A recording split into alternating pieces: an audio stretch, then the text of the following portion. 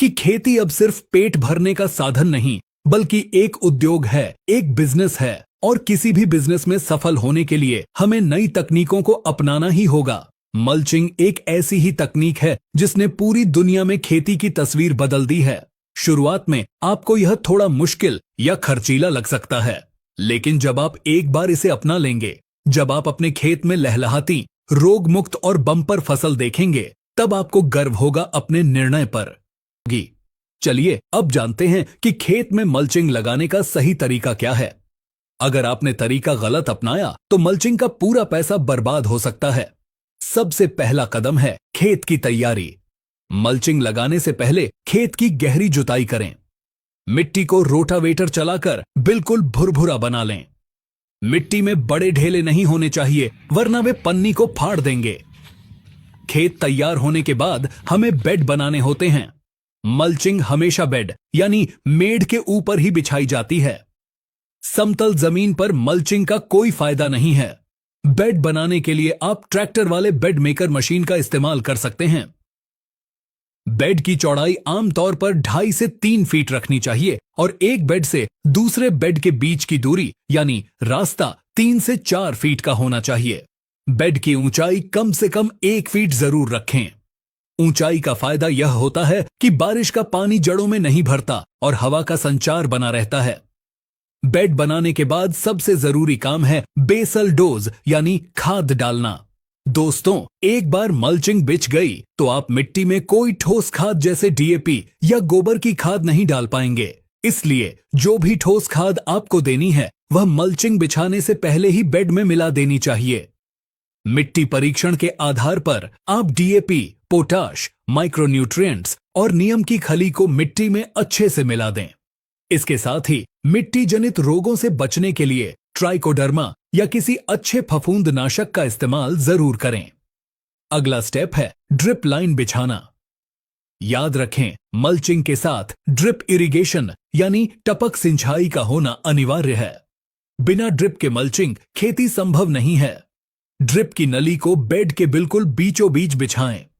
नली बिछाते समय यह ध्यान रखें कि ड्रिप के छेद ऊपर की तरफ हों। अगर छेद नीचे होंगे तो वे मिट्टी से बंद हो सकते हैं। मल्चिंग बिछाने से पहले एक बार ड्रिप चलाकर चेक कर लें कि कहीं लीकेज तो नहीं है और पानी आखिरी सिरे तक बराबर पहुंच रहा है या नहीं। अब बारी आती है मल्चिंग फिल्म को बिछाने की। मल्चिंग रोल को बेड के एक सिरे पर रखें। सिल्वर वाला हिस्सा ऊपर और काला वाला हिस्सा नीचे रखें। पन्नी को दोनों किनारों से पकड़कर खींचें। यहां एक बहुत जरूरी बात ध्यान देने वाली है। पन्नी को एकदम टाइट यानी कसकर बिछाना चाहिए। पन्नी और मिट्टी के बीच में हवा की जगह नहीं रहनी चाहिए। अगर पन्नी ढीली रह गई तो हवा चलने पर वह फड़फड़ाएगी और फट जाएगी। साथ ही ढीली पन्नी के नीचे गर्म हवा जमा हो जाती है जो पौधे के तने को जला सकती है। पन्नी को कसकर बिछाएं और दोनों किनारों को मिट्टी से अच्छे से दबा दें। आप इसके लिए लेबर का इस्तेमाल कर सकते हैं या फिर आजकल ट्रैक्टर से चलने वाली मल्चिंग लेइंग मशीनें भी आती हैं जो एक साथ बेड भी बनाती हैं, ड्रिप भी बिछाती हैं और मल्चिंग भी लगा देती हैं। मल्चिंग बिछाने के बाद हमें पौधे लगाने के लिए उसमें छेद करने होते हैं। इसे होल पंचिंग कहते हैं। छेद करने के लिए आप बाजार में मिलने वाले होल पंचर का इस्तेमाल कर सकते हैं या फिर एक देसी जुगाड़ भी कर सकते हैं। एक लोहे के पाइप के टुकड़े को एक सिरे से गर्म कर लें और उससे प्लास्टिक पर हल्का सा दबाएं। इससे बिल्कुल गोल और साफ सुथरा छेद बन जाएगा। छेद का आकार 2 से 3 इंच से ज्यादा बड़ा नहीं होना चाहिए। अगर छेद बहुत बड़ा होगा तो वहां से खरपतवार निकल आएंगे। 2 पौधों के बीच की दूरी कितनी रखनी है यह आपकी फसल पर निर्भर करता है। टमाटर और मिर्च के लिए आमतौर पर 1.5 से 2 फीट की दूरी सही रहती है, जबकि बैल वाली सब्जियों के लिए दूरी ज्यादा रखनी पड़ती है। कोशिश करें कि छेद जिग जैग तरीके से करें, यानी एक लाइन के पौधे और दूसरी लाइन के पौधे आमने सामने न होकर थोड़े आगे पीछे हों। इससे पौधों को फैलने के लिए पूरी जगह मिलती है। मल्चिंग लगाते समय किसान अक्सर कुछ गलतियां कर बैठते हैं जिनका नुकसान उन्हें बाद में उठाना पड़ता है। सबसे पहली गलती है दोपहर की तेज धूप में मल्चिंग बिछाना। प्लास्टिक का गुण होता है कि वह गर्मी में फैलता है। अगर आप दोपहर में पन्नी को खींचकर बांध देंगे तो रात को जब ठंडक होगी तो पन्नी सिकुड़ेगी और अत्यधिक तनाव के कारण फट जाएगी। इसलिए मल्चिंग बिछाने का सबसे सही समय सुबह का होता है जब मौसम ठंडा हो। दूसरी बड़ी गलती जो किसान करते हैं वह है नमी की कमी। मल्चिंग बिछाने से पहले बेड में अच्छी नमी होनी चाहिए। अगर आप सूखी धूल पर पन्नी बिछा देंगे तो बाद में ड्रिप से पूरी मिट्टी को गीला करना बहुत मुश्किल हो जाएगा। इसीलिए बेड बनाने के बाद एक बार भरपूर पानी चलाएं और जब मिट्टी में नमी यानी बतर आ जाए तभी मल्चिंग बिछाएं। एक और समस्या जो अक्सर आती है वह है तना गलने की समस्या। जब हम छोटे पौधे लगाते हैं और अगर पौधे का कोमल तना गर्म प्लास्टिक को छू जाता है तो वह जल जाता है। इससे बचने के लिए जब आप छेद करें तो ध्यान रखें कि पौधा छेद के बिल्कुल बीच में हो और वह प्लास्टिक के किनारों को टच न करे। गर्मियों में यह समस्या ज्यादा आती है। अब बात करते हैं अर्थशास्त्र की, यानी मुनाफे और लागत की, क्योंकि अंत में किसान के लिए यही मायने रखता है कि जेब में कितना पैसा आया। अगर हम 1 एकड़ खेत का हिसाब लगाएं तो अच्छी गुणवत्ता वाली पन्नी, ड्रिप पाइप और लेबर का खर्चा मिलाकर सामान्य खेती के मुकाबले लगभग 15,000 से लेकर 20,000 रुपए तक का अतिरिक्त खर्चा आता है। यह सुनकर कई किसान भाई डर जाते हैं कि इतना खर्चा क्यों करें। लेकिन अब सिक्के का दूसरा पहलू देखिए। जब आप मल्चिंग लगाते हैं तो सबसे पहले आपके निंदाई गुड़ाई के 15 से 20,000 रुपए बच जाते हैं। दूसरा, खाद और दवाइयों का खर्चा लगभग 30% कम हो जाता है। और सबसे बड़ी बात, आपकी पैदावार। वैज्ञानिक और अनुभवी किसान यह मानते हैं कि मल्चिंग विधि से खेती करने पर उत्पादन में 25 से 40% तक की बढ़ोतरी होती है। एक सवाल जो अक्सर पूछा जाता है कि क्या मल्चिंग पर्यावरण के लिए हानिकारक है?